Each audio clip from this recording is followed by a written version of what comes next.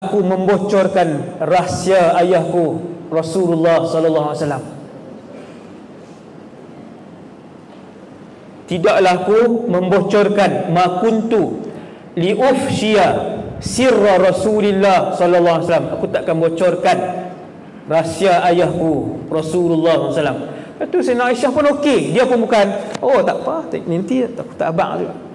Bukan dia tak apa duk berdendam pula. Tengok nanti. Tengok. Bukan begitu kan. Sayyidina Aisyah pun dah tak beritahu, okey. Sampai Nabi wafat pada satu hari.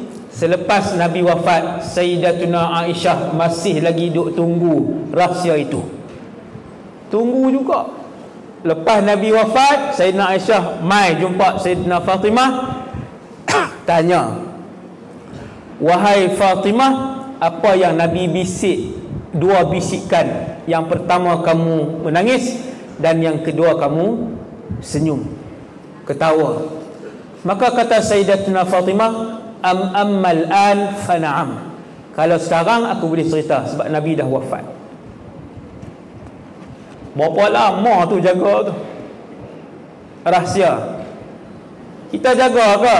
Kita aib orang pun kita kongsi. Ini rahsia ayah dia. Jaga sampai ayah wafat. Ni perangai ahli syurga. Ahli syurga itu ketika fitnah sampai di depan dia, fitnah mati di hadapannya. Sebab ahli syurga dia tidak menyebarkan benda palsu.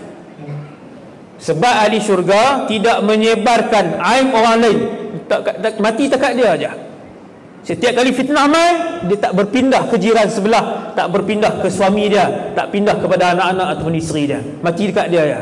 Ahli syurga, orang iman, mati tang tu ya. Fitnah tu. Faham tak?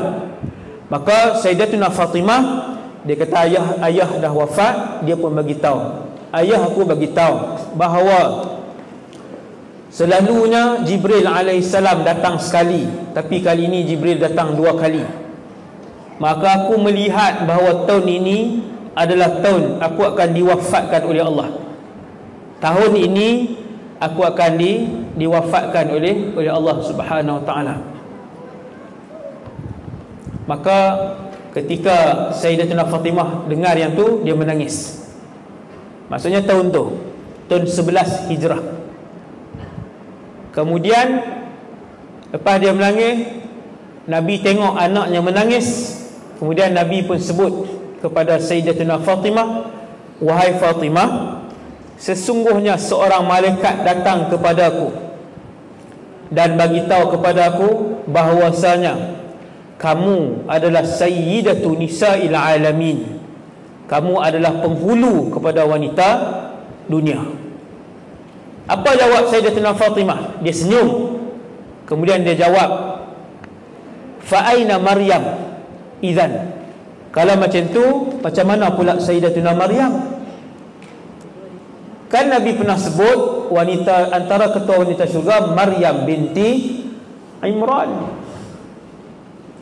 Sayyidatuna Maryam juga antara wanita syurga. Maka Nabi SAW pun jawab, tilka sayyidatu nisa'i alamiha. Sayyidatuna Maryam, dia ketua wanita pada zamannya, ketua wanita syurga pada zamannya, dan kamu ketua wanita syurga pada zaman kamu. Kamu hidup sekarang ni.